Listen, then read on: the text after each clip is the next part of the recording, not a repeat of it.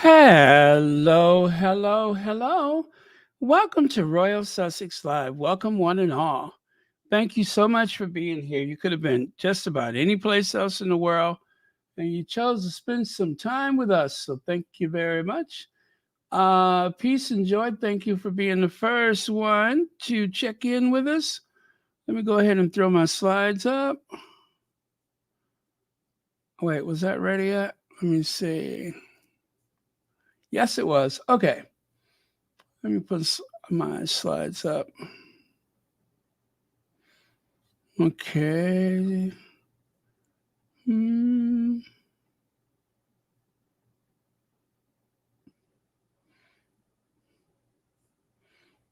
There we go. All right, slides are coming. Hello, Mary H, Vivian G, Joyce Anderson. Lydia Washington is here. Oh, the Royal Sussex wish list. I like that. Let me post that.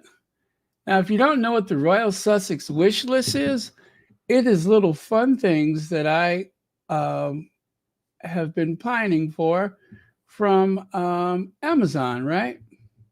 Now, of course, no one is obliged to order anything off of that list, but it is fun because I like the adventure of wondering what is that I have. Okay, so I'm going to pin that to the top of the chat. Um, just like I was making some coffee earlier with some of the delicious Chevalier Colombian that someone had purchased for me. I love Colombian coffee. What a coincidence. Um, anyway, so every cup just reminds me how much love there is out there. So, mm, delicious. Okay, let's get on with it. Hopefully, we won't be here more than an hour. We'll see how it goes. All right, slides are ready. Yeah, so I never did figure out who sent the coffee, but thank you so much. It's the K Cup pods, and I love it. I go through those so fast. Hi, Lily Rose, Lorna Murray. Okay. Spare returns. Oh, by the way, thank you all so much. There's a card on the community tab for Dorothy Ross, who's going through treatment. Just had her first round of treatment. And anyway, please send her your prayers because she really, really needs it. She's been listening to us. And so, whatever words of encouragement that you could share, or your prayers or kind thoughts would be greatly appreciated. Um, she has been supporting the Sussex squad almost from the beginning, if not the beginning. And and there's a few other people that have been having some medical challenges as well. So I have really fallen behind putting my cards up in the community tab, but I'm going to try to get back on track with that as soon as I can. So this is my first, and I know I need to do a few more of them. So, but yeah, thank you. 65 of you have already left some messages for Dorothy Ross. So if you're listening, Dorothy Ross, please go over to the community posts because there are some mentions there for you. Okay. All right, let's continue then.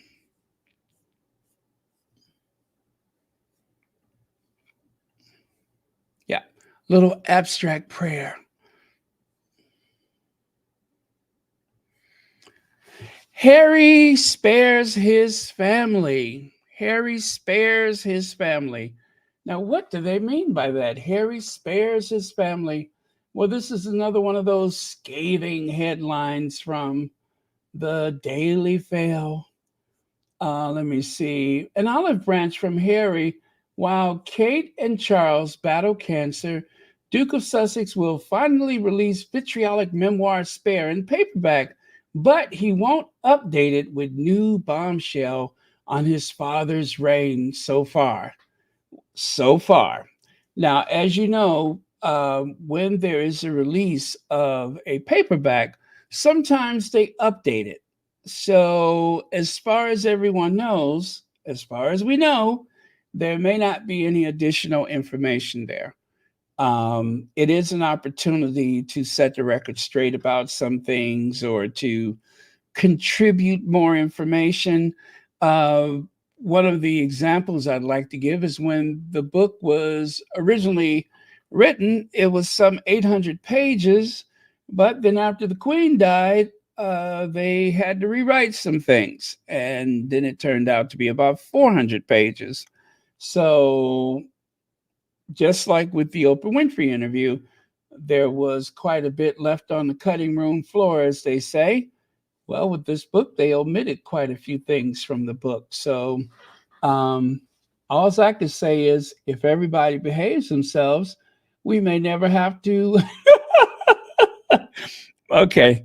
They may never find out what else. We may never find out what was left out of the original book. So, um, we'll see. We'll see. All I can say is stay on your best behavior, and maybe it won't come to that. This is my words, not Harry's. My words. I wouldn't be as charitable to that family as Harry has been. Um, we'll see what happens. So, exciting news. Spare, the number one globally best-selling memoir by Prince Harry, is coming soon in paperback. Mark your calendars for October 22nd, 2024. I don't think we're going to know one way or the other for certain until, I don't know, unless through some back channel communication or unless there was some word from the publishing company. How would they know? So right here it says, and by the way, uh, Rebecca English, aka Becky the Blob, is the one who wrote this article, and it only just came out not long ago. Prince Harry is finally set to bring out the paperback edition of his, and then of course there is the tone right there that's been set. Vitriolic memoir. Does it have to be vitriolic? As though there was something, shall we say, angry about the book. I don't think that vitriol is the actual word that would describe the book. It was Harry's side of the story. So vitriolic, I think, is a bit harsh, as it implies that the book was harsh, but the book is an opportunity to set the record straight after all of the leaking and briefing that was coming from Kensington Palace. It goes on to say, however, the royal family is likely to breathe a sigh of relief after it was announced by his publisher that the book would not be updated from its hardback form, a somewhat unusual move for an international bestseller. Okay, so far it looks like they're in the free and clear. There won't be anything added to the book. Maybe. I guess not. If that's what the publisher said, if the publisher said that, then fine. Unfortunately, however, its October release will clash with King Charles' high profile appearance at a Commonwealth head of state meeting in Samoa. Well, I wonder how many people in Samoa are sitting there waiting for the paperback. Maybe a lot. The first time he has attended since acceding the throne and becoming head of the global organization. I don't think Charles should go on this trip. The meeting will be held from October 21st to the 25th, with Harry's paperback being published in the US on October 22nd and then the UK 2 days later.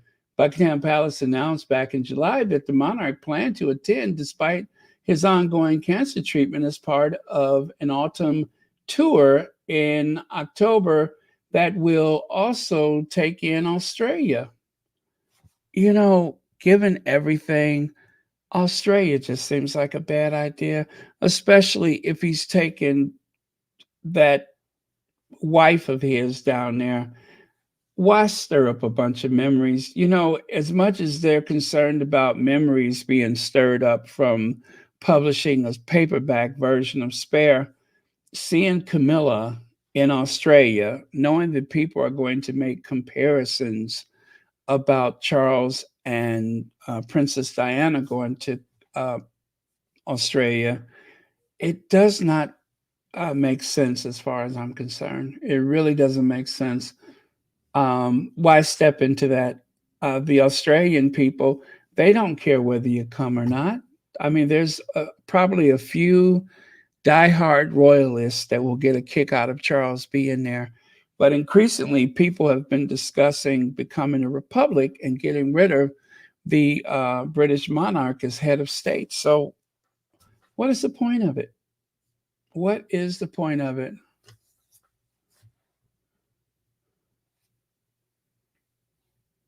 Mm. It also says it's going to reignite the accusations. Well, they used the word bombshell that Prince William attacked his brother. Yeah, sweetie, all that stuff is going to come out again. So we'll see how it goes. We'll see how it goes. The book that captivated millions of readers across every continent will be out on paperback on October 2nd, 2024. Spare by Prince Harry tells an unforgettable story of love, loss, courage, and healing. You know, also, I just thought about this. They were saying that, oh, Harry and Meghan, after we'll see what happens after their contract with Netflix expires. Well, let us not forget, what about the rights to Spare? That's got to be worth something, huh?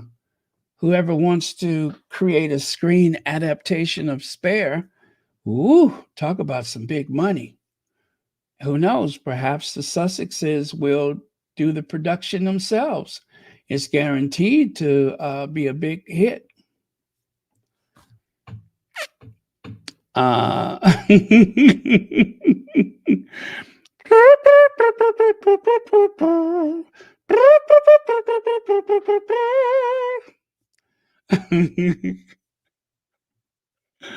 Uh, so it was one of the most searing images of the 20th century. Two young boys, two princes walking behind their mother's coffin as the world watched in sorrow and horror. As Princess Diana was laid to rest, billions wondered what Prince William and Prince Harry must be thinking and feeling, and how their lives would play out from that point on. It wasn't pretty. It definitely wasn't pretty. Let's see. For Harry, this is that story at last. Before losing his mother, 12-year-old Prince Harry was known as the carefree one, the happy-go-lucky spare, to the more serious heir. Grief changed everything. He struggled at school, struggled with anger, with loneliness, and because he blamed the press for his mother's death, he struggled to accept life in the spotlight. At 21, he joined the British Army. The discipline gave something, something, something, as it cuts off right there. But yes, so remember, set your calendars. Coming soon in paperback, October 22nd, 2024. I feel kind of bad they're not going to add anything to it. It's not too late, y'all.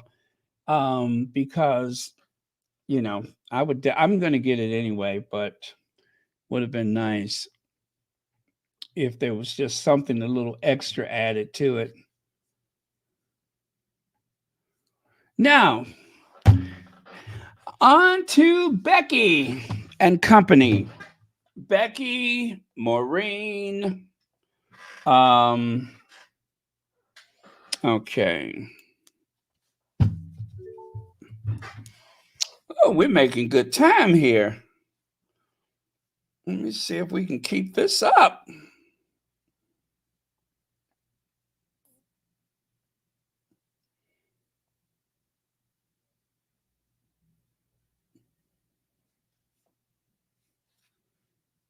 Intriguing. So intriguing. I got in touch with Penguin Random House this week to ask them what their plans were, and I got a message back to say, we're not no announcements to make at the moment, but we'll keep you in the loop. So I went back to them and said, yes, but have you confirmed that you are going to do a paperback? And the message came back going, no, we haven't. Right.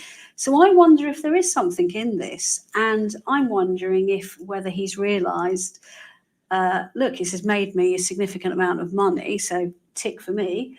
But he's realised there has been a massive personal backlash to him from people who found the way he had, dumped a bucket on his family in the worst possible way as pretty reprehensible. It does make me wonder whether he will plan to bring another one out, because well, I was going to say, Jo, so if he does, he surely would have to include an updated chapter like these paperbacks do, and maybe he's just realised it's not worth it for him to go that way. It's quite common, is it not, though, for it not really to be in the author's hands at all, as whether the book publisher decides they want a paperback or not.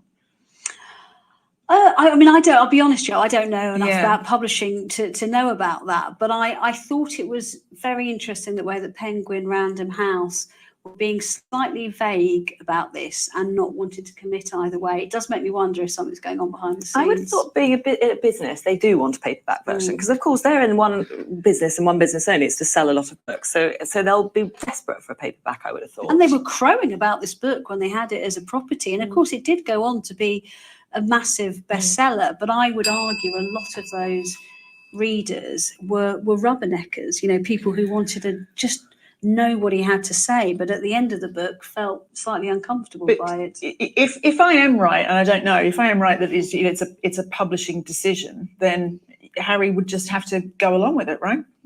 Yeah, surely. If he had to write another chapter, you see, he could probably choose not to write another chapter, and then paper books do need that first chapter, I think, to refresh it and bring it up to date. I mean, Harry knows how much damage he's done, and I think we've seen him trying to mend fences with his family, all the business about ringing his father on his birthday, and then okay. I neglected to mention the fact that this is actually an older episode of that particular podcast.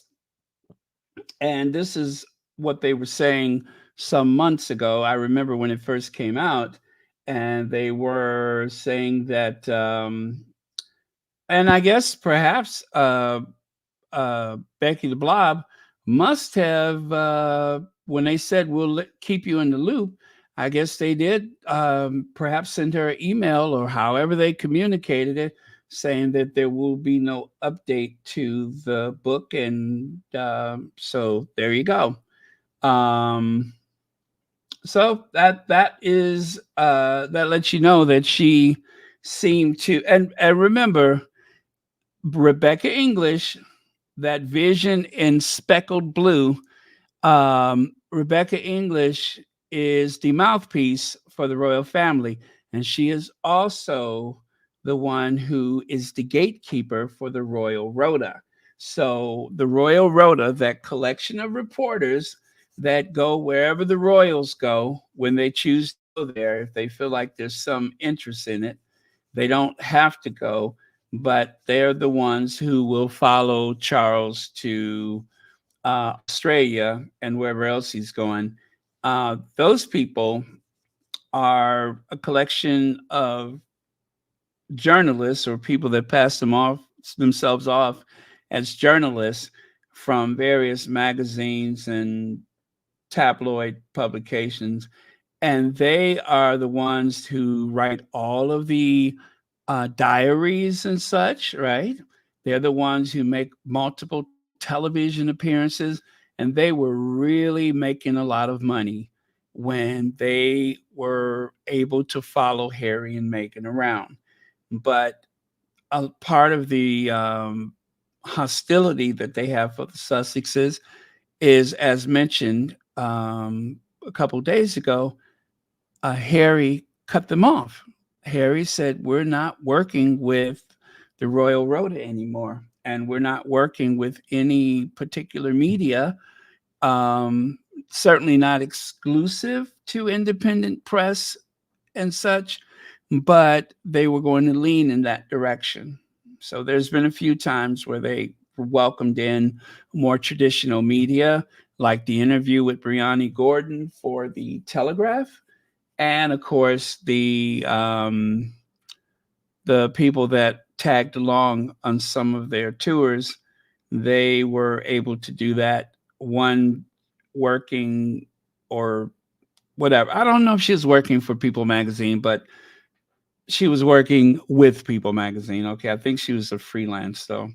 And of course, the oh no, was it a guy for People Magazine? And then this last one, she was Harper's Bazaar, went to Columbia. So that is the exception that they made. But the Royal Rota, I believe they've only been around for what, 30, 40 years? And the Royal Rota was to limit the amount of reporters, a select few reporters, and they become very close with the royal family.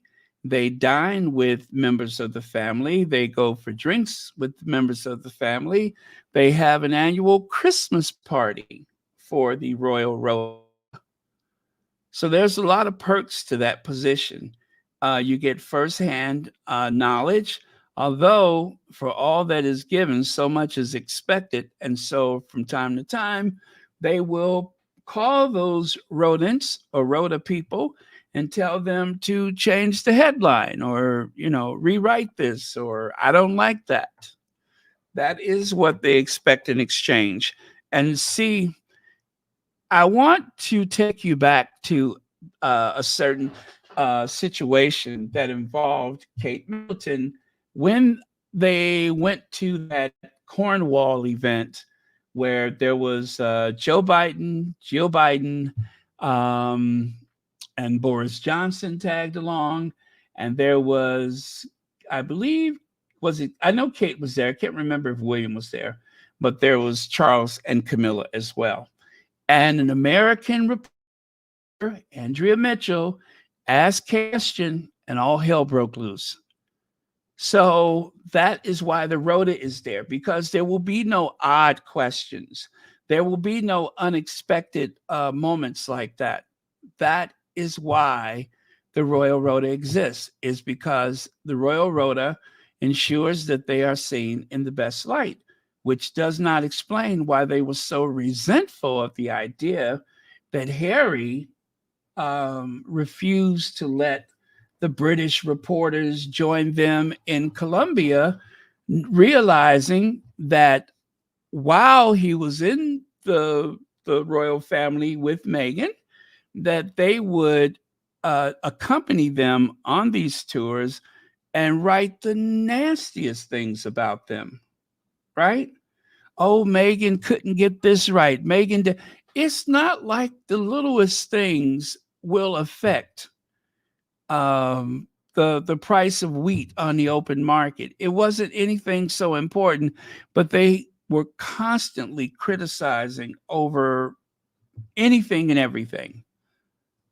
And then you're supposed to make nice with these people, because if you play along and allow the abuse, and it is abuse, if you allow them to abuse you, then someday, perhaps maybe, as with Prince Philip, they might give you some good press. But you got to wait 20 years and see if that's what they want to do. Or maybe, just maybe, if you're like Charles and you marry your concubine and you allow her to essentially crawl up in the bed with the people in the Royal Rota and plot against your children, then you may get some good press. Okay? But it takes years of abuse before you get there. At that point, you don't know whether you got tired. Did the reporters just die off? You don't know. All you know is finally they left you alone. But if you have to go through 20 years of that type of abuse, hoping that just maybe they'll say something nice about you for a change, life is too short. life is way too short.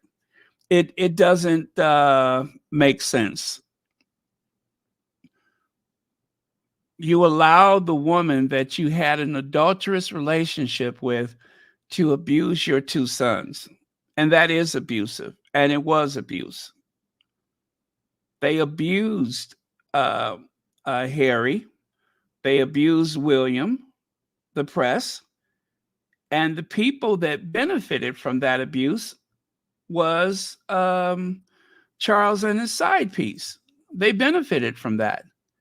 Harry spelled it out in Spare very clearly that he was sacrificed at Camilla's altar.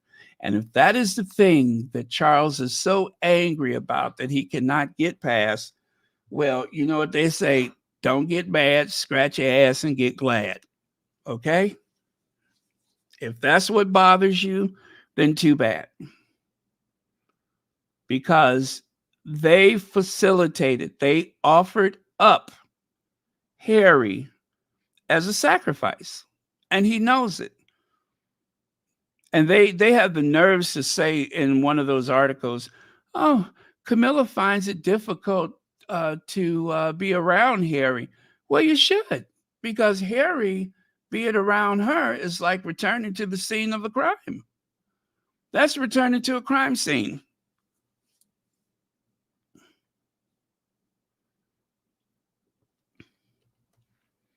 Who wants to be around her?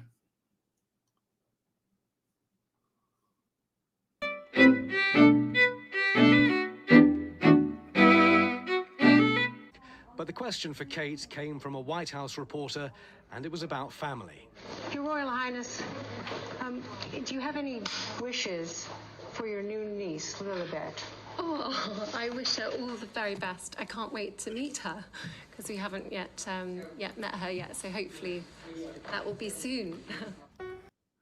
And from that point, they shut it down.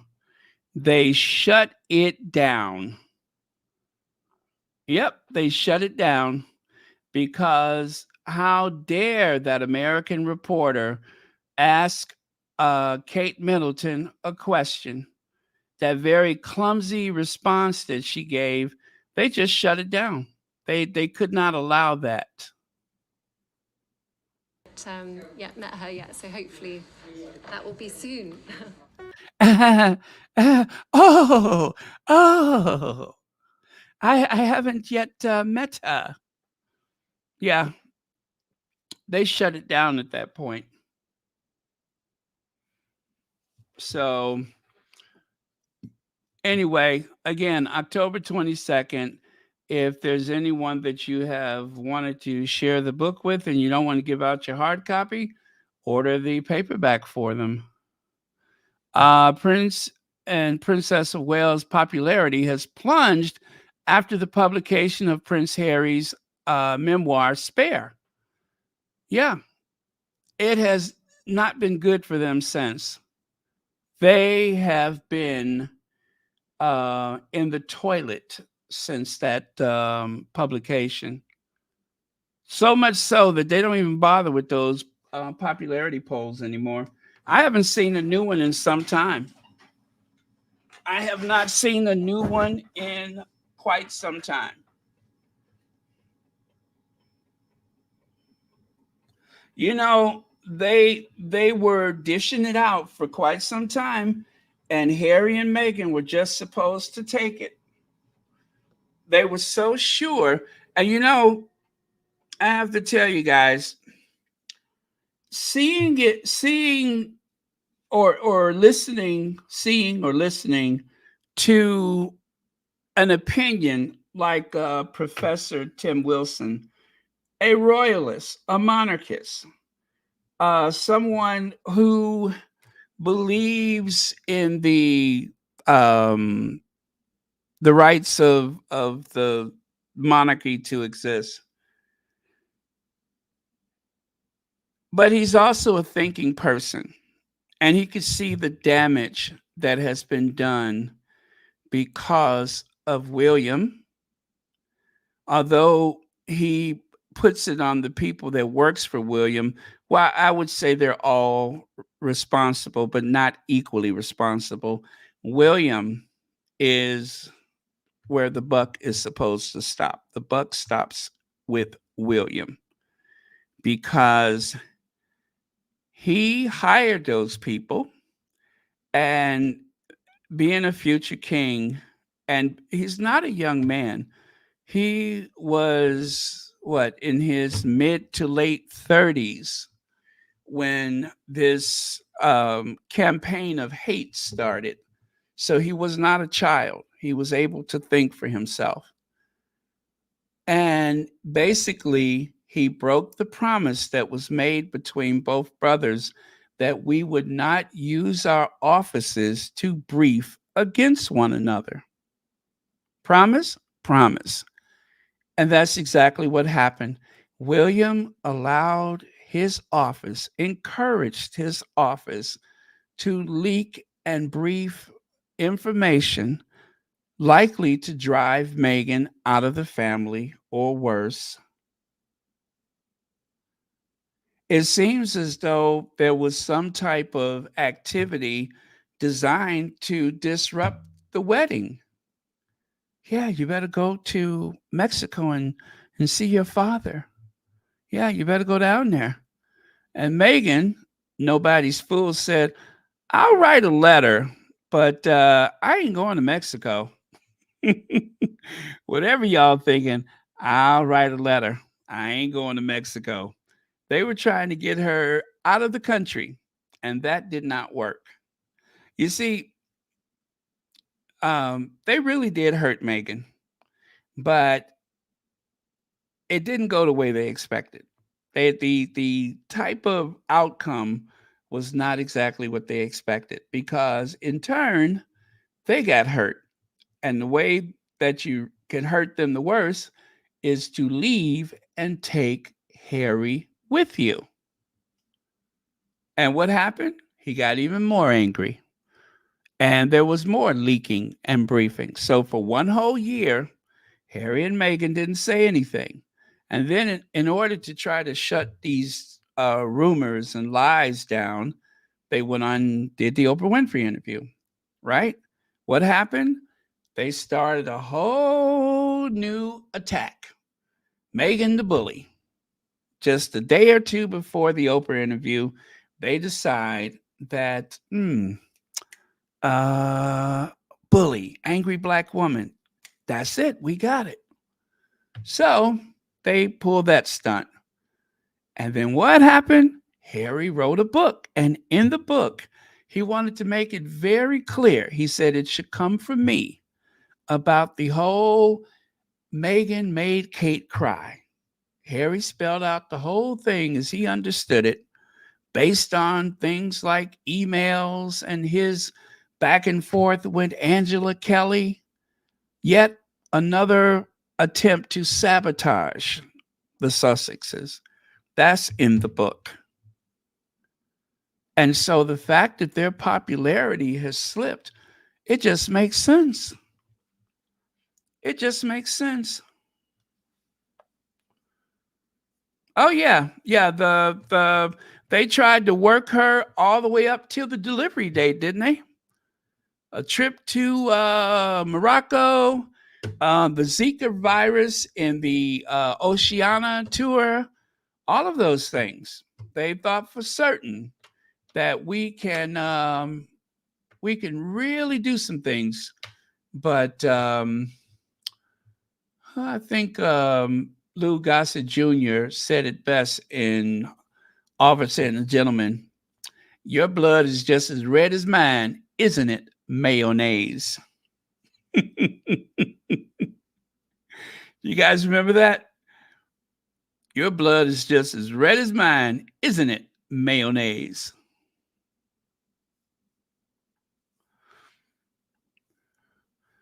And of course, the other thing that is really shocking is that everybody can tell their story except for Harry. I don't know how many people who have written books about everything that has gone wrong in their life. So many people blame their parents for their upbringing. Even Don Lemon or Donatella Limon, who has written several books about his childhood, who's done them wrong, who touched them when they shouldn't. And Harry writes a book, and what did he say? That was gauche. The word I'm looking for, I can't think of the word. And then he goes and gets his thesaurus and comes back and he says, the word I was looking for was gauche. Gauche? How did the people that were downwind from your life experiences feel about you writing your memoir, writing your book? Did they have any say? I don't think so. Charles tells his story.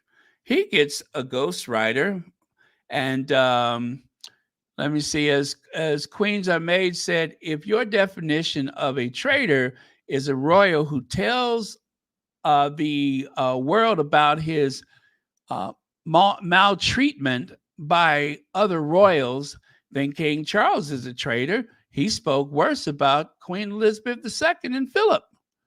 But of course, we know y'all reserve the term traitor for the one who dared to love, marry, and protect and unlove his woman. So that makes him a traitor for protecting his wife. If we remember, when the world was raining on Camilla, which is where that term comes from, is raining cats and Camilla. When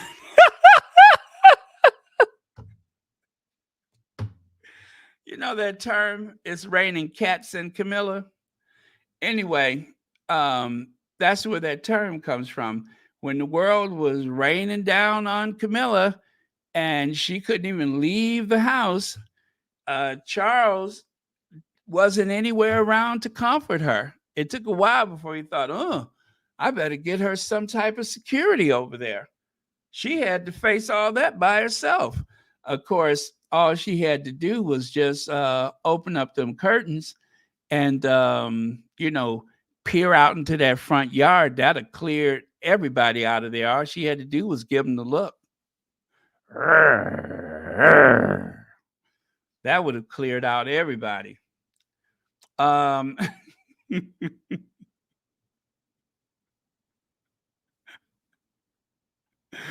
anyway, you know what I'm trying to say. Why Charles should fear Harry. Now, this is an old article. And of course, you can see that man. See the little picture there? That's, what's his name? The one who always looks like he needs an enema. Like he can't wait to go home and give himself an enema. Tom Bauer.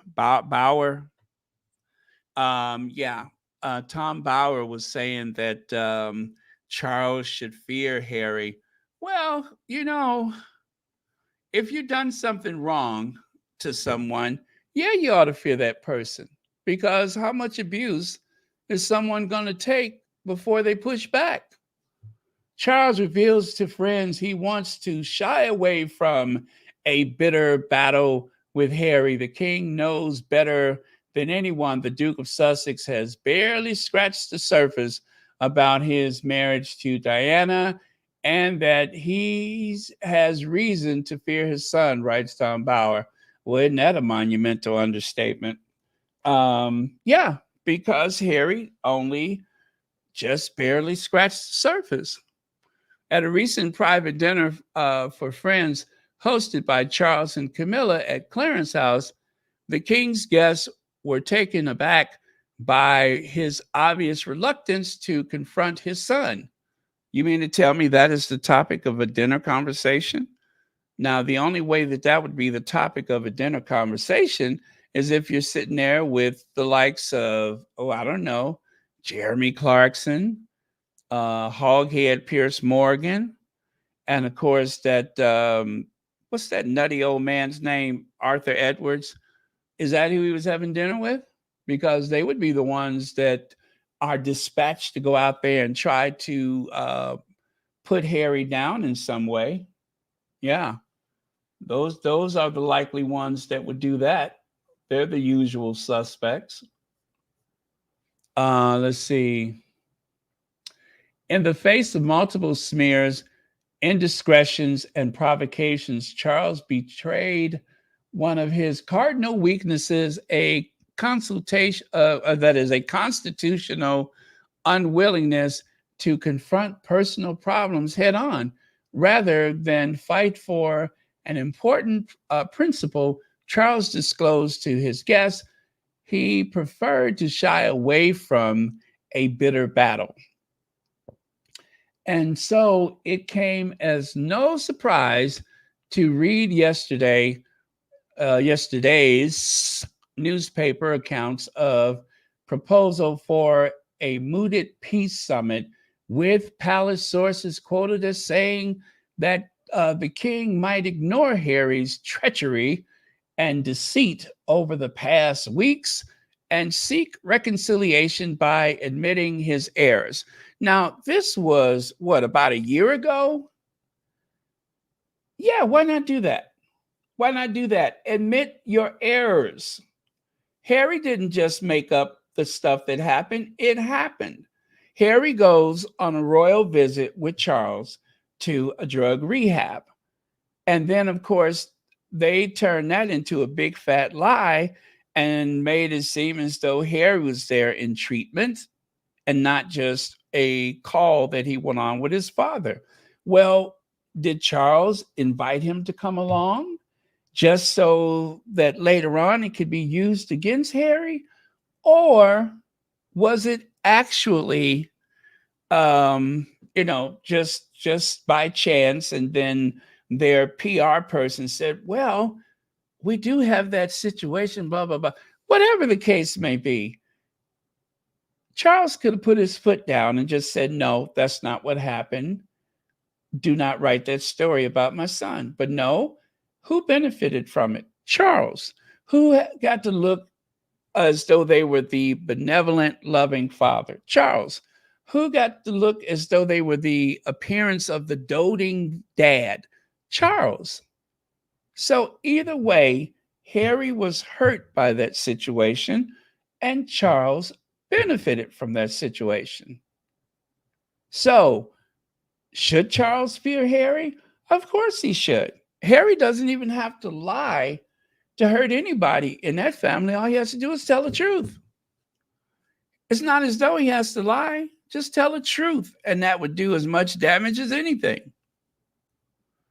Of course, as far as Harry's concerned, the point is not to damage, it is to actually clear his name, to demonstrate that a lot of the ill feelings that people have toward him, as though he was this reckless young man, was all orchestrated, was all made up, was all, they exaggerated things in order to help Charles and Camilla become more acceptable with the British public. That was all.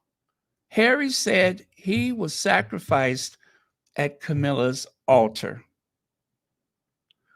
Red Lady says, I think people who expect Harry to treat his wife like garbage or take his family's side over her must be divorced and unhappy in current marriage. Thank you very much for that, Red Lady. And yes, that does make a lot of sense. The people that are so triggered by Harry and Meghan's relationship, I think, are some of the loneliest people in the world. It's always the bitter Bettys that don't seem to have anything going on for them. And so they take out their hostility on Harry and Meghan. Oh, they always this, they always that. That's because they are the bitter Bettys, the bitter Bettys. Bitter. And, somebody needs to say it. Bitter. Bitter, bitter, bitter. Joan Lawman, thank you so much for the super sticker. And thank you for being a member of Royal Sussex. Well, what is William's reaction to the idea that Spare is coming out on paperback? you know, the person who lunged across the room and knocked Harry down to the floor and smashed the dog dish and broke the necklace he was wearing. I wonder what his reaction is right now. Is he incandescent with rage? Is he literally oozing butter or lemonade or some other yellow substance from his teeth? I bet he's in quite a fix right now, knowing that the book is coming back.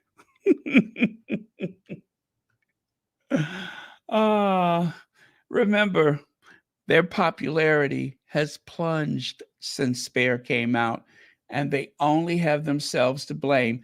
They should have left them alone. Harry said they can have all the front pages. We will go someplace else.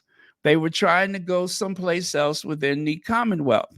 And what happened? Somebody leaked the information to the press. That was the end of that negotiation.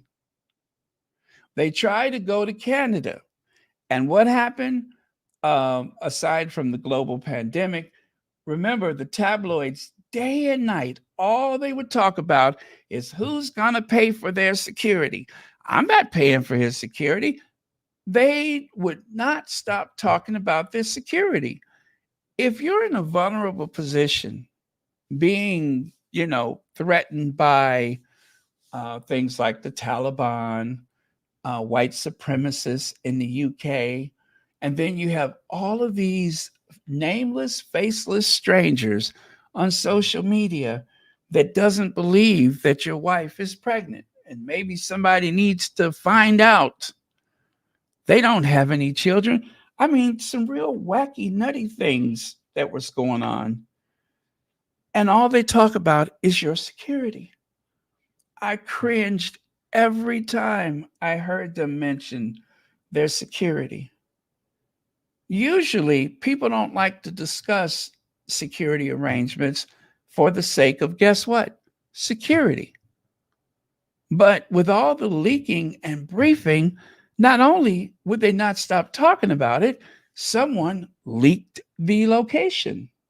Then, when they get to Tyler Perry's mansion in LA, they were there for 6 weeks. And I believe it was probably the first time that there was any conversation between the household and the Sussexes. What happens? Their location was leaked again. And that never stopped. The leaking and briefing. I'm not going to invite Harry to my coronation. That's a leak or a brief. Either way, it came out of Kensington Palace. And the fact that William has said nothing about it lets you know that it's true. For something as cruel as that, if you did not say it, trust me, they would pick that phone up, and just like that, they would either remove the article or backtrack in some kind of way. But they didn't do it because they wanted that demonstration of anybody stupid enough. Let me put it to you like this. Anybody stupid enough to say, my goal is to be a global leader, a statesman, a global statesman. Only a stupid person would tell their staff to say, let them know I'm going to be a global statesman. You either are or you are not. But you don't get to say, I'm a global state. You don't get to say that. You let other people tell you that. So if he's stupid enough to say that he's going to end homelessness, he's going to create peace in the Middle East, he's going to be a global statesman, or that he's going to, save the environment. He's going to rid the royal collection of all the ivory. And what's the other thing? Oh, yeah, there's too many black people in Africa. The person who says all those things is stupid. He is not an intelligent man. I'm sorry, he's just not intelligent. Mama Jane, thank you so much for the super sticker, and thank you for being a member of Royal Sussex. So there you go. There's there's Charles walking with his dad, the same person whose character was obliterated in his book. How much I hated this, how much I didn't like that. Oh, my mother went around the world and came back and only shook my hand after 2 months away. All of those things were written in his book. Now, of course, he didn't say it was his book, but he just sat down with the author and told his story.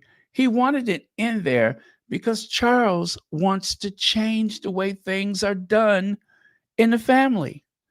And just like his son, William, who did not want to be part of the problem, but part of the solution, the problem. Our parents briefed against each other.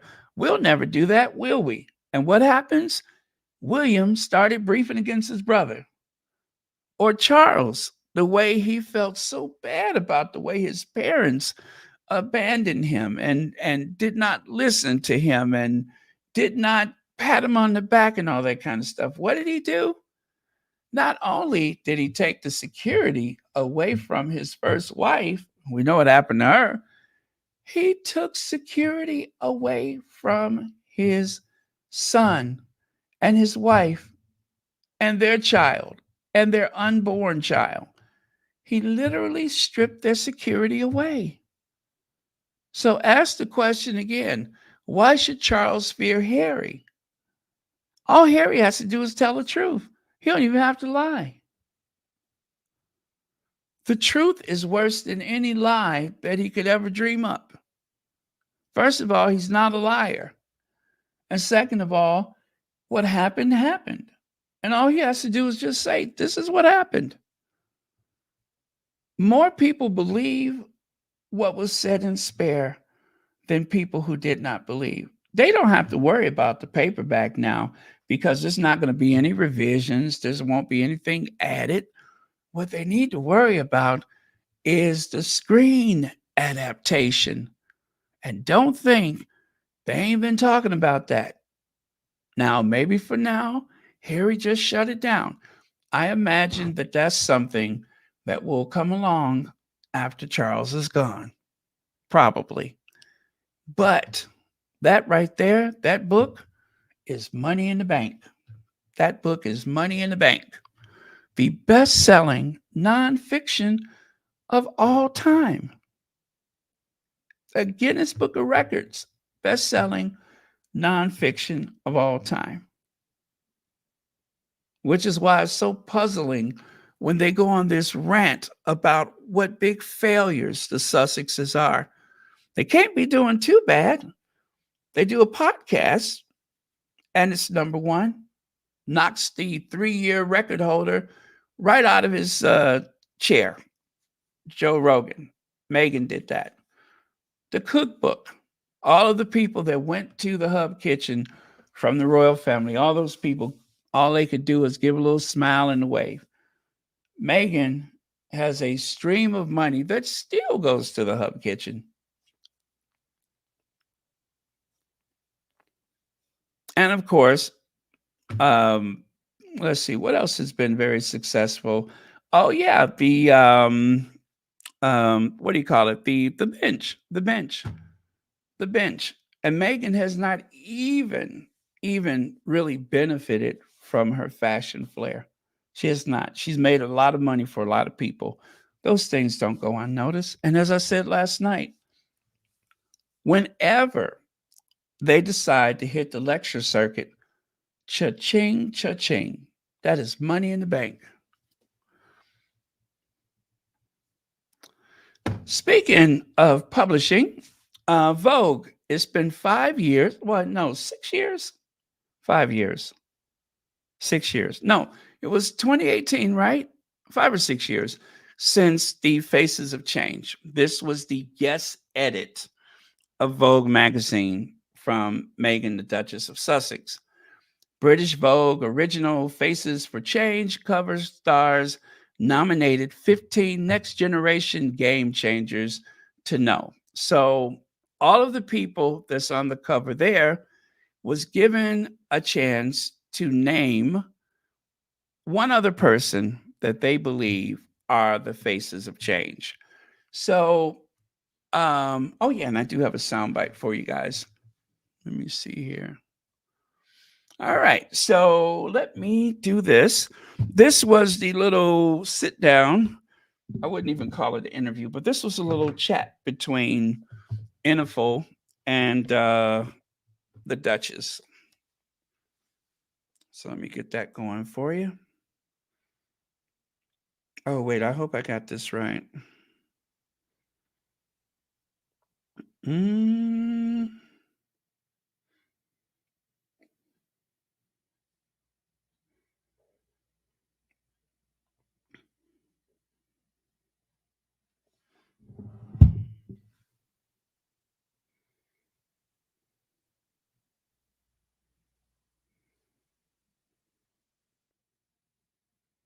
January, I got this text on my phone. I wanted to see if you would help me with SmartWorks. SmartWorks, yeah. Right? And so there we were, having tea. I remember walking into Kensington Palace and I was so excited. Oh my gosh. And I was like, oh, it's lovely to meet you.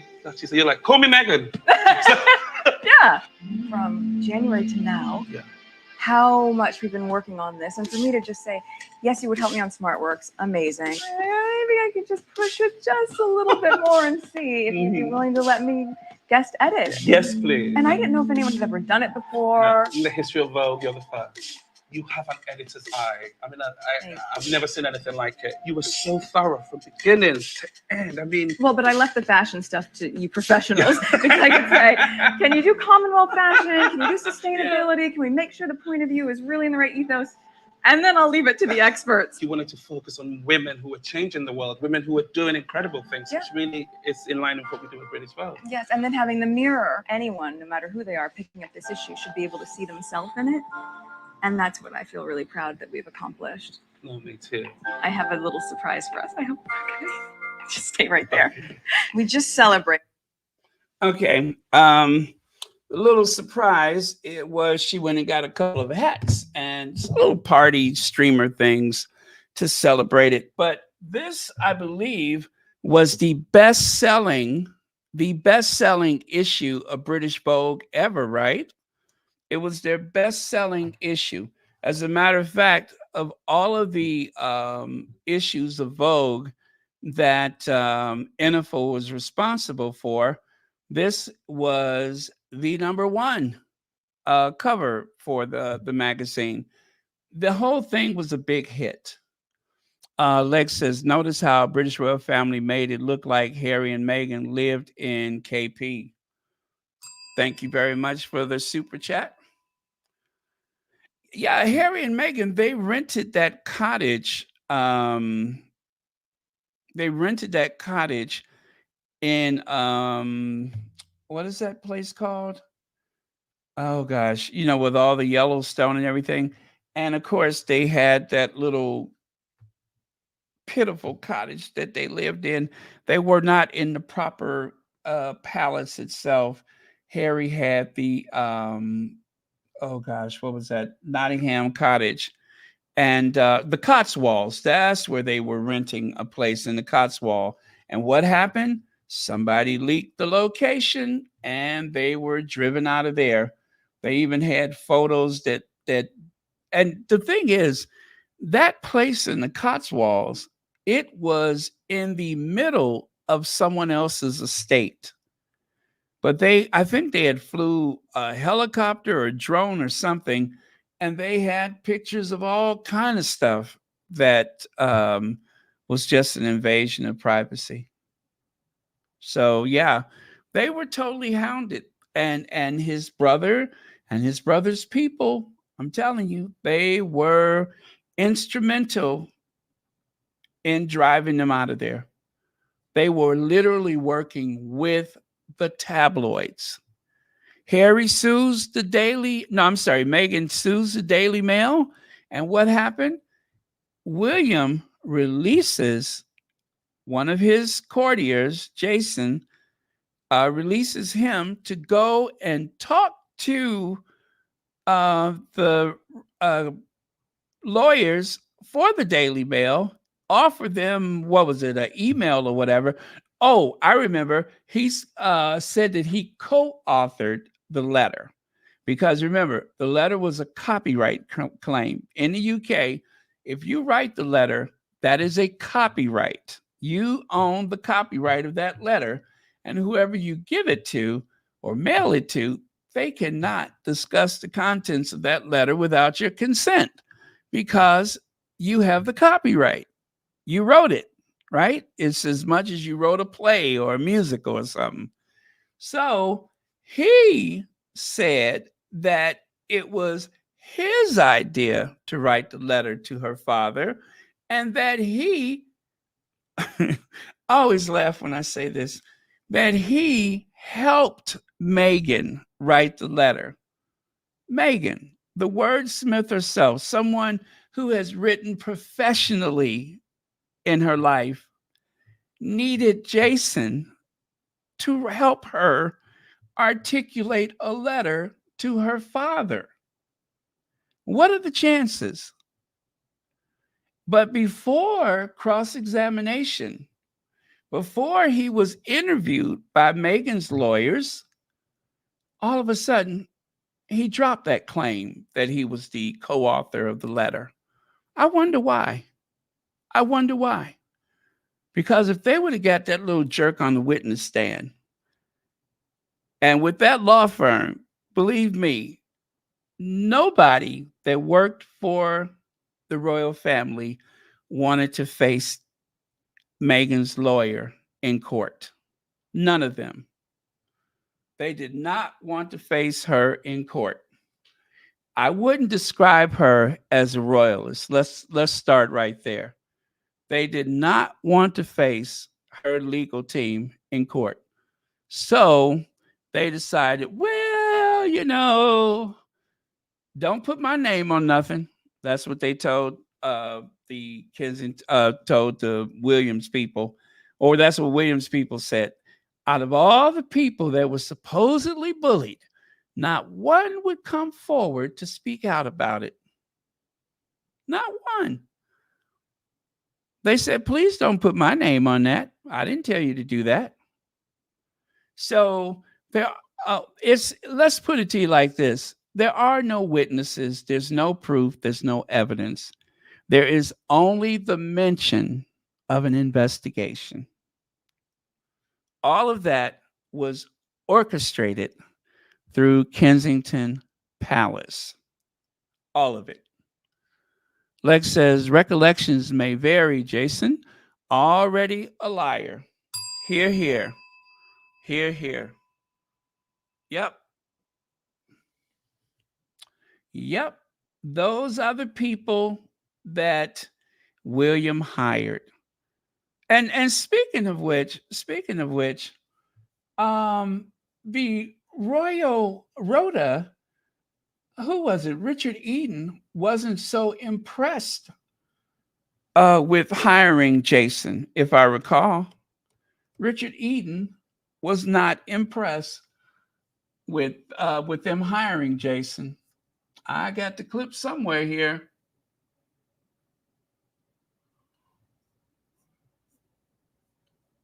Oh, here it is. Richard Eden said, fail bank RBS spin doctor Jason Knauf to be Duke and Duchess of Cambridge and Prince Harry's new communications secretary. Richard Eden wrote that back in 2014. 2014, he wrote that. Okay. So Jason, his reputation preceded him. He was known to be a spin doctor. He wasn't a communication secretary. He was a spin doctor. Now, he was first hired to take some of the pressure off of Will and Kate for being so lazy. This is why I save stuff like this so I can go back to it. That is what Richard Eden said about it when it was announced that he was going to work there. And then what happened? After his loyalty to the crown, royal aide who raised complaints of bullying against Duchess of Sussex given New Year's honor. How do you think Harry felt when the person who helped orchestrate this bullying thing about his wife was given an honor by the crown for the new year?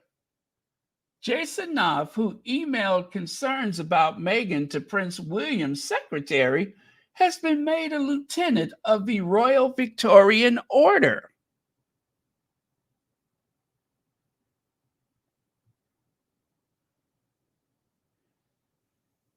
You work for my brother.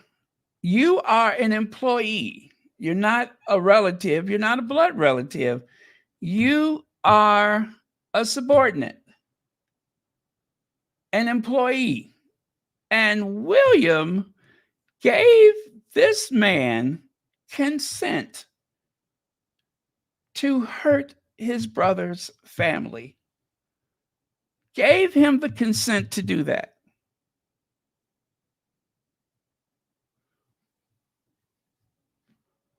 There's a non-disclosure that had to be pushed aside to make that possible. And the way we know this to be true is not only because of Jason's actions, but it was also, what's his name? Dickie Arbiter, who said that there was no way that something like that would happen without William and Kate giving their consent. Dickie Arbiter, who is no fan of Harry and Meghan, obviously, and was once the, the press secretary for Queen Elizabeth II. He said out of his own mouth on camera that he would find it very difficult to believe that something like that would happen without Prince William's consent.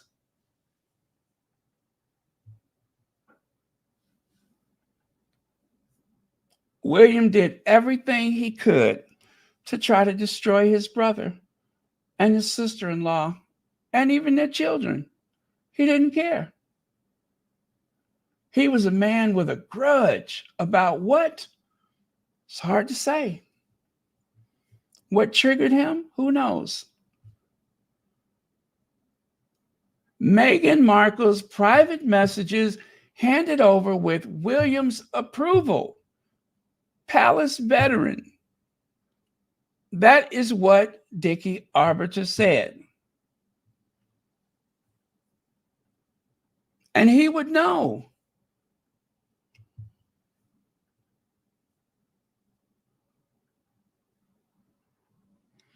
Let's slip the tongue, did we? Let that slip out. So, talking so much, he just let that slip out. I'm sure he wish he could go back and take it back, but you can't. You've already let slip the plot. Kat Harlem, thank you for 24 months membership. Baron Harry and Meghan are doing the speaking circuit. Those events aren't and will not be announced to the public. Harry spoke at our DC site over a year ago. But the thing is, has he gotten paid for it? For instance, I know Meghan had that event in whatever state that was, but there was no information about it. So if they have done any of those speeches, it's, that's between them and whoever they have spoken for. So I can't say that it has not happened. I won't say it didn't happen. But what I'm saying is they have not tapped into that a lot. The occasional speech here or there, fine. But the lecture circuit, the full-time lecture circuit, which is highly lucrative, they have not done that yet. They have not really done that yet. But yes, they have given some speeches. But right now, they're focusing on their production. They got some things in the works. So we'll see. Oh, and by the way, thank you for the membership. Oh, there we go.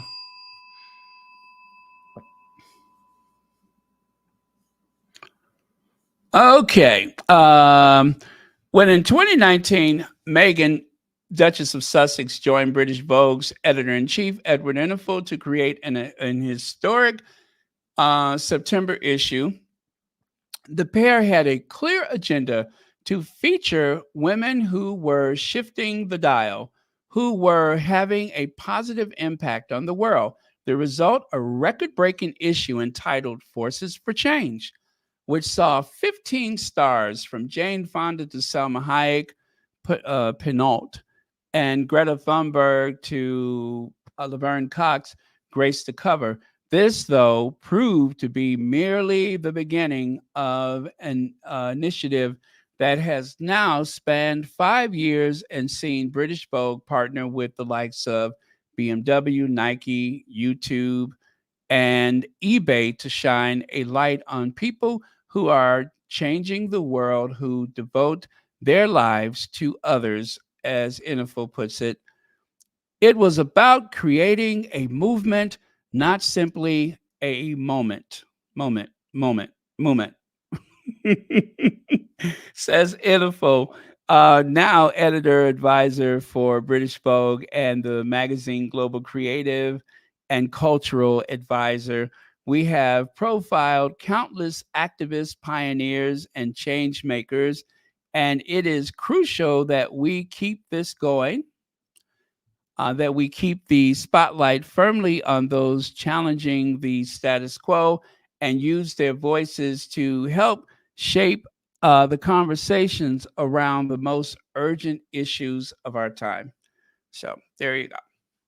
That is what they were saying about that edition. Now, not everybody was so pleased with the results. As a matter of fact, this reporter, journalist, provocateur, whatever you want to call her, the person who has more space between her hairline and her chin than I've ever seen anywhere in the human race. I am going to guess at least 21 inches from, top to bottom. That's a lot to take in, a lot. Prince versus the press. I mean, you could tell this is actually on Australian television. I don't think she's really welcome on American television anymore, but very hateful person, very hateful. If you take a look here, the person who looks like, I don't know, she just reminds me of a truck stop waitress for some reason. I wonder whether Meghan was conscious of the bias she showed in choosing 15 forces for change for the Vogue cover, all of whom were women, of which only 5 were white, writes Camilla Tominey. Well, thank you, truck stop diner waitress, for noticing. For doing a head count, for taking a census of the racial, ethnic background of the women that were chosen for the issue. Thank you so much for taking the time to do that. I wonder if she wasn't the only person to do that, but the truck stop diner waitress looking Camilla Tominey decided that it wouldn't be enough just to, say nice going, congratulations. And of course, I believe it was also Camilla Tominey. I may be wrong, but there was someone who said, if you want to talk about change makers, now don't laugh. How come she didn't feature the Queen? How come the Queen wasn't featured on the cover? If you mean Edward, I suppose he was busy. If you mean William, I suppose he was on vacation. But if you mean Queen Elizabeth, then I'm afraid none of the Windsors qualify for that. The only one that would qualify is the one who was doing the guest edit. Wait, isn't the Telegraph pro Sussex, Becky? Yes, thank you for the super chat. Becky the Blob tried to convince people that the Telegraph was pro Sussex. The only thing was Brianna Gordon and Harry are friends. They go way back. That is it. But everybody else writes articles full of vitriolic language, right? If I can borrow one of their words, filled with lots of bombshell details. Huh?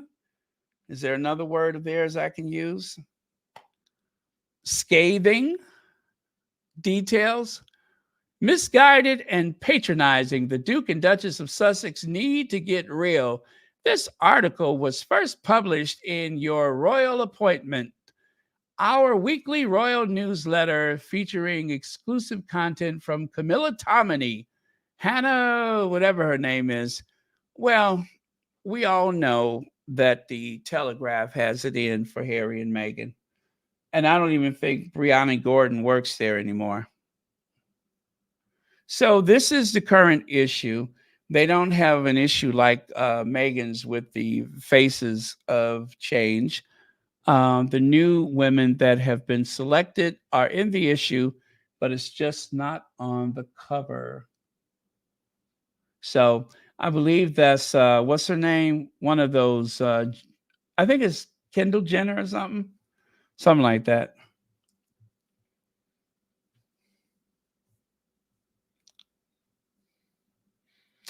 And then check it out, Vogue Spain. Yes, Meghan, the Duchess of Sussex. Meghan Markle's latest 4 looks are destined to make the most classic girl fall in love. I wonder if they meant classy or classic. Well, probably classic. Anyway, this is what do you call it? It's a translation, so maybe that's what they meant.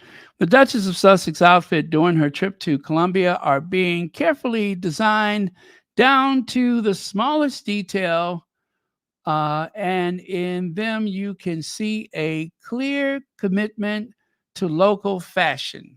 So that is what Vogue Spain had to say about Meghan. Princess Martha Louise and Derek Verrett's decision to give exclusive access to their 3-day wedding celebration to a foreign magazine has caused some discord in Norway. The exclusive deal means local media won't be present inside, but may also be unable to publish the official photos taken by Hello of the event.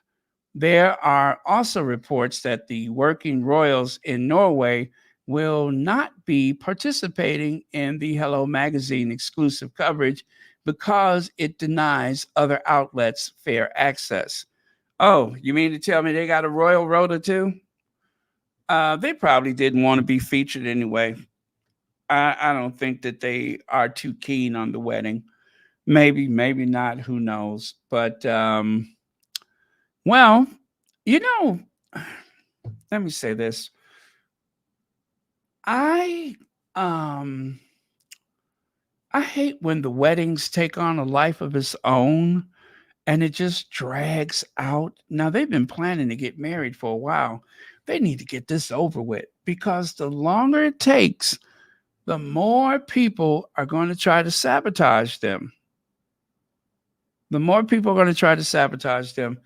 I don't know if she's been married before, but if this is not her first wedding, I would say just get it over with because, you know how it goes. As long as you're doing this, then you have a big target on you. And I just think it'd be so much easier for them to hurry up and get this over with before sooner rather than later. That's what I think, because it's just I don't know. It's their wedding and I have no say, but I say hurry up and get it over with.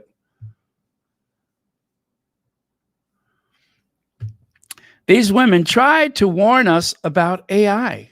Well, there's an article in Rolling Stone. In celebration of Women's Equality Day, we're highlighting last fall's Rolling Stone magazine, featured by Lorena O'Neill, of the women pioneers in AI space, including Dr. Joy Baulamwini, Ruman Chowdhury, Timid and Sophia Noble. You remember that name, and a host of others. But remember, AI is here, and you have to be very careful. You have to be very, very careful. It is so realistic and lifelike. It's hard to know when you're looking at a real video or if it's the real person's voice or whatever. It's just so hard to know. And the one lady, the one with the yellow on, I believe she's the one that Harry and Meghan gave that award to. Remember, she was trying to do something on the computer and it wouldn't recognize her face. And then when she went and got a white face mask, then she was recognized.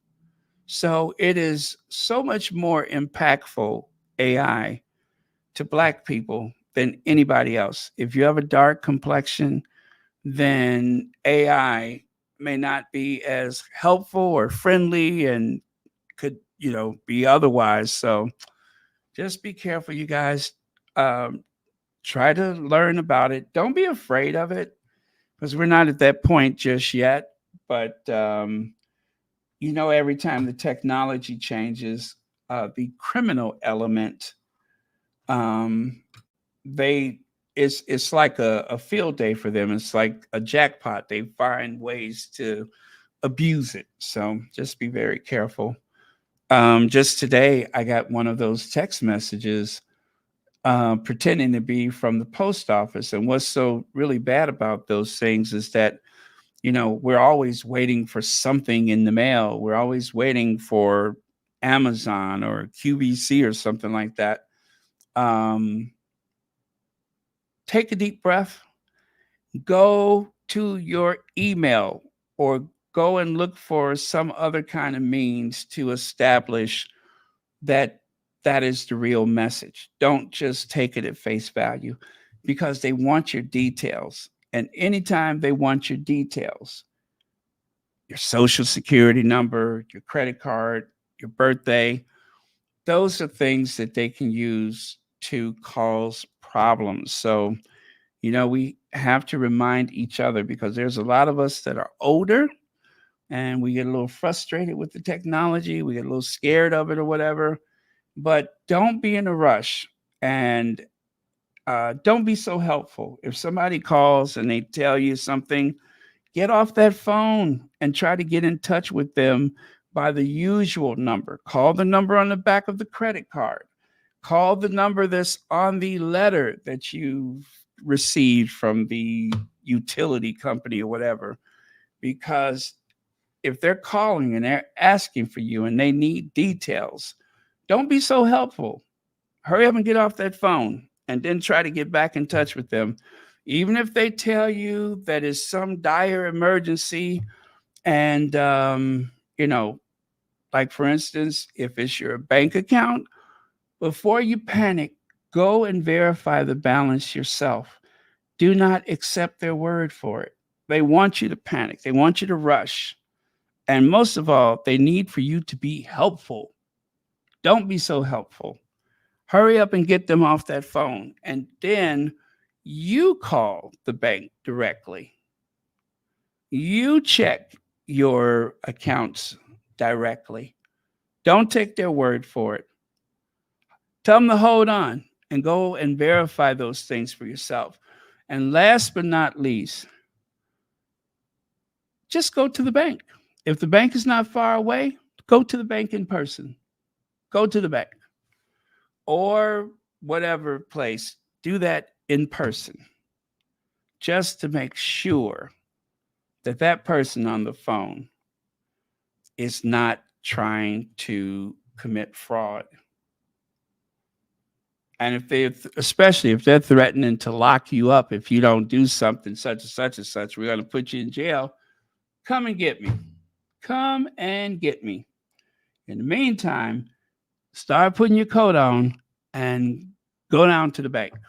If it's the, what else is it? The IRS or something like that. If you have to stay on that phone for hours, you call them directly. Get the proper number. Don't use their number. You call them directly yourself. Okay? Make sure you do that because they want you confused and panicked. And really, there's no rush. It really is not. There's not much that's going to happen in between you going and making that phone call or going directly to that institution. Okay.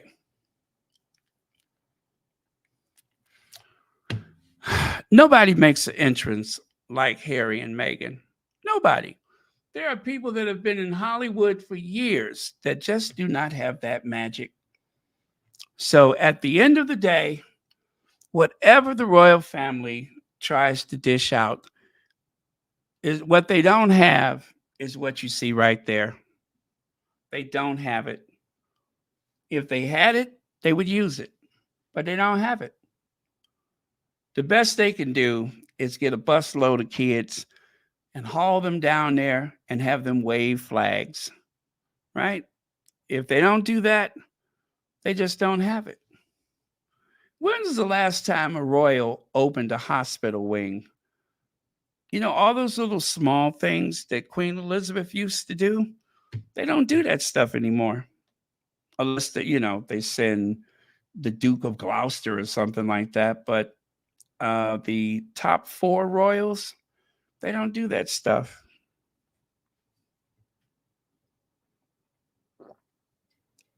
I have so much respect for Meghan because Meghan has been a feminist and she's been for the empowerment of women. And even when the worst of times was happening, she never deviated from that. Have you noticed that? She has never deviated from women helping women. She's never deviated from that. I was thinking about that the other day. Meghan has always been in the fight for women's empowerment, women's rights.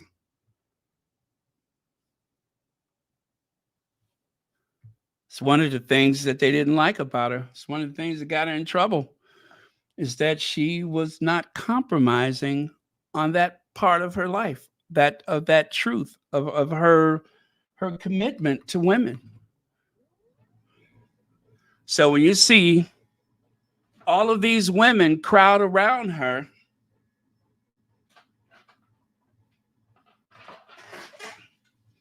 and envelop her in love and protection, she deserves it. She really deserves it.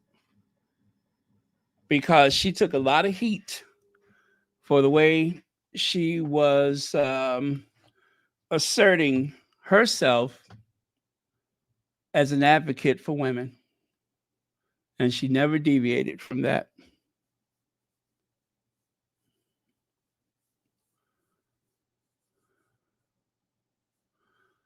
So, British royal family decision to insist that Prince Harry and Meghan Markle become completely non-working royals rather than allowing them to adapt a half-in, half-out has had far-reaching consequences for the Windsors that extend beyond the confines of the United Kingdom. Or as they say, how's that working out for you? How's that working out for you? You would not accept the best offer on the table. Instead, there was just a bunch of nastiness and vengeful stuff and all of that. When Harry and Meghan expressed their desire to step back from their roles As senior members of the royal family, they sought to carve out a new path for themselves, one that would allow them to pursue their own philanthropic endeavors away from the intrusion and smears of the British tabloids, while still maintaining a connection to the royal institution. However, the Windsors insistence, that is, on a clean break meant that Harry and Meghan had to seek independence outside traditional structure of the firm. Again, how is that working out for them? Let's see. Shelley LaFleur, thank you so much for the super chat. Meghan has always been true blue. Yes, here, here. Absolutely. I was thinking about that, I promise you, just the other day, and I'm just like, she has not ever wavered in her support for other women. And even though the press was, oh, that's going to be a problem, she did not waver. If Meghan would have played along, I'm sure things would have been much easier, but still it would have been very brutal because, of Will and Kate and Camilla and Charles, but still, but she didn't back down. And I have so much respect for her. So let's give her a round of applause for that.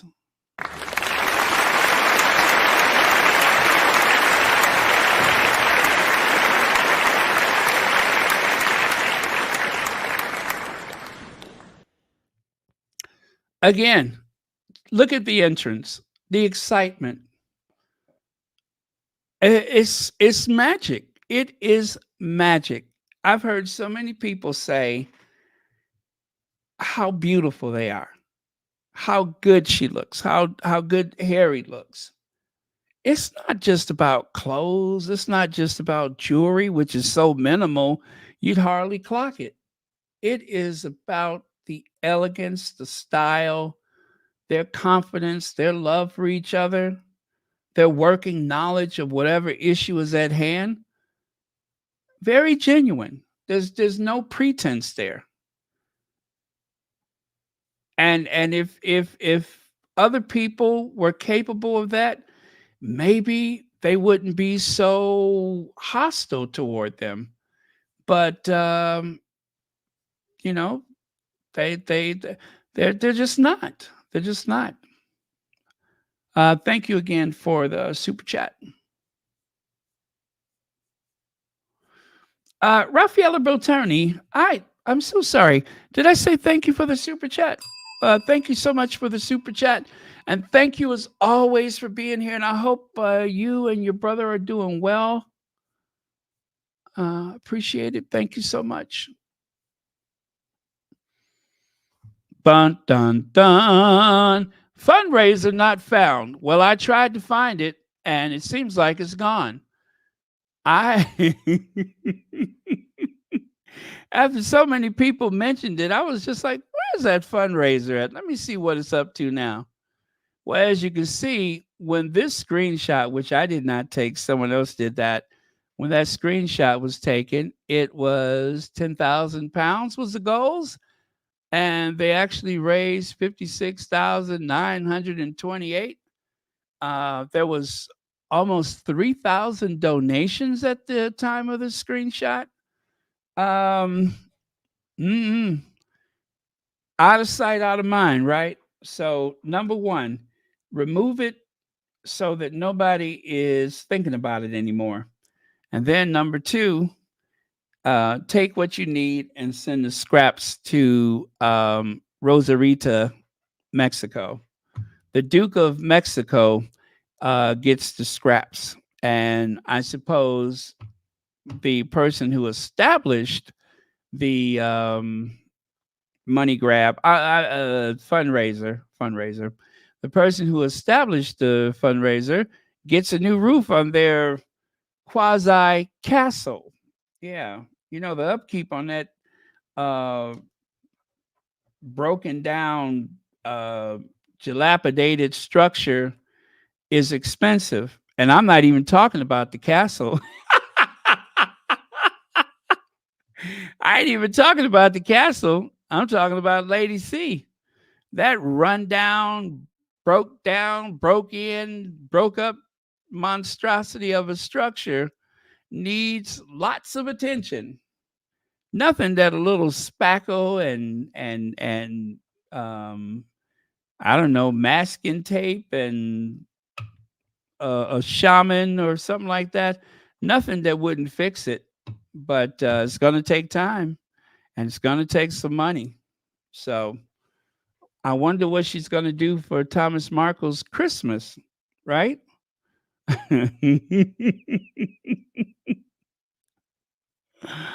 uh, Tragic reason Prince Harry and Prince William are protective of Meghan and Princess Kate.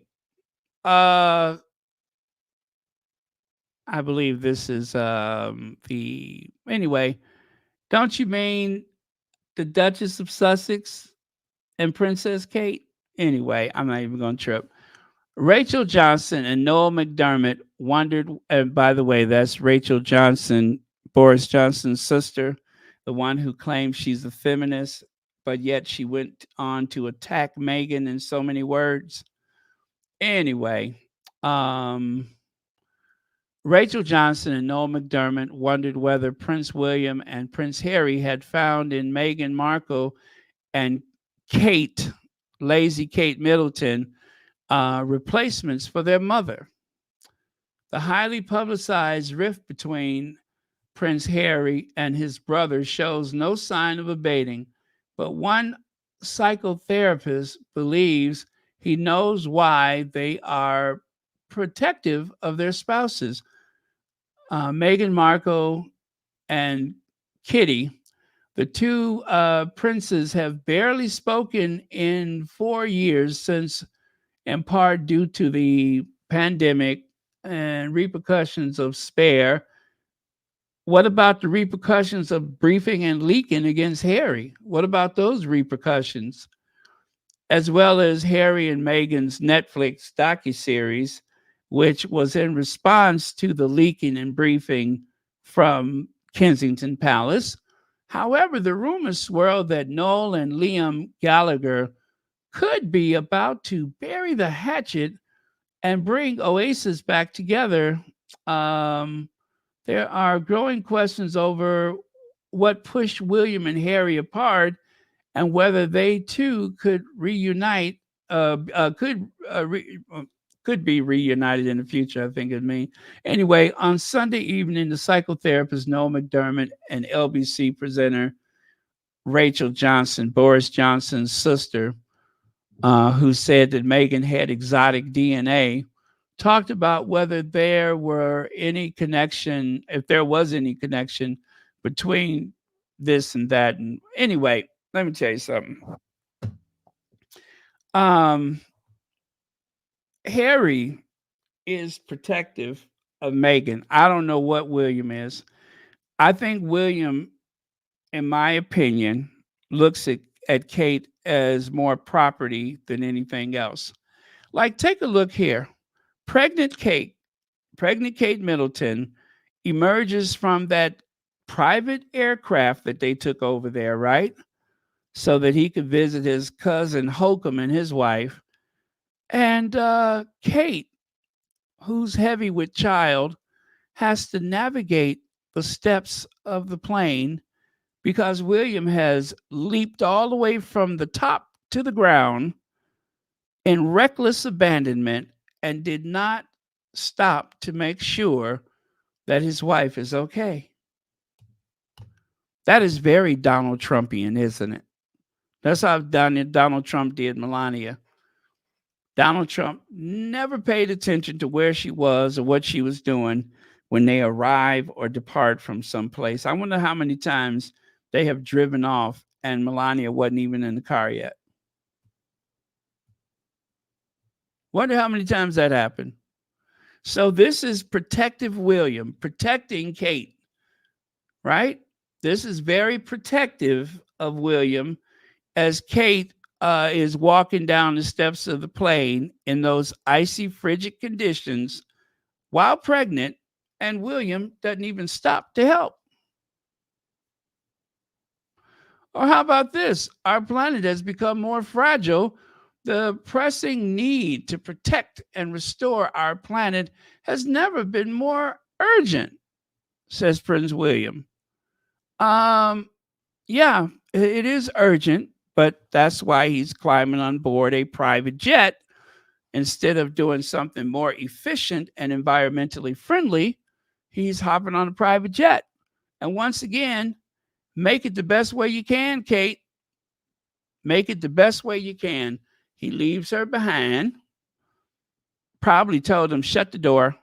But, sir, shut the door.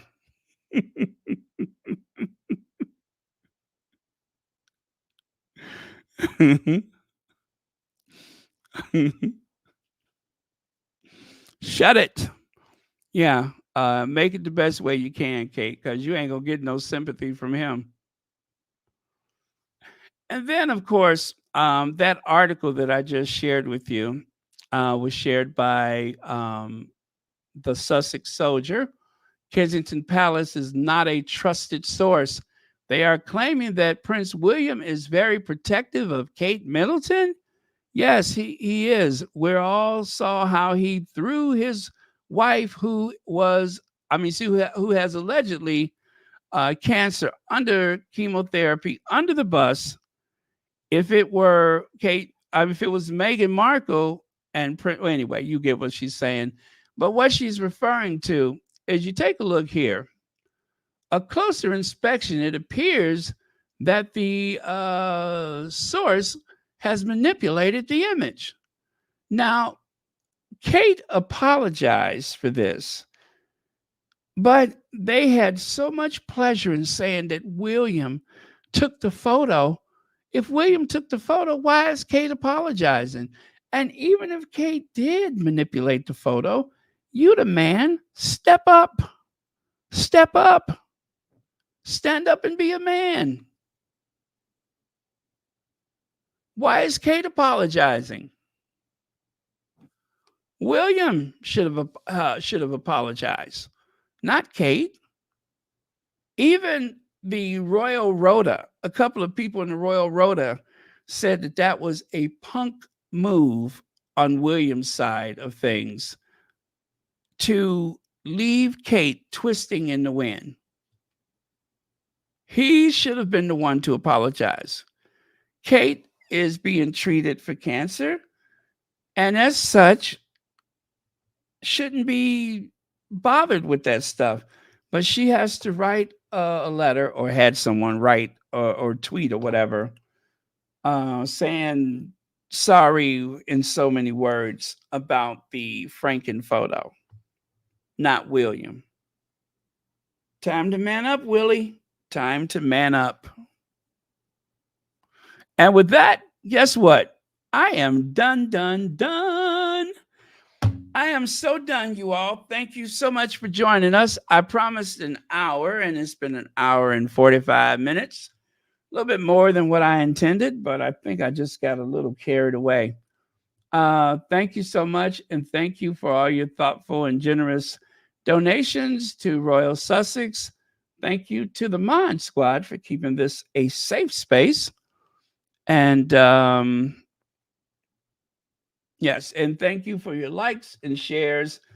Don't forget to subscribe. If you're not subscribed, if you're just sitting there hate watching, then make sure you subscribe so you won't miss an opportunity to convey your hostility and vitriol. That's our word of the day, vitriol. You can use your vitriolic tone against me. Okay? Appreciate it. Okay, I'm going to go. Love you all. Let's end with, what is it? Madam Duchess. We'll end with Madam Duchess.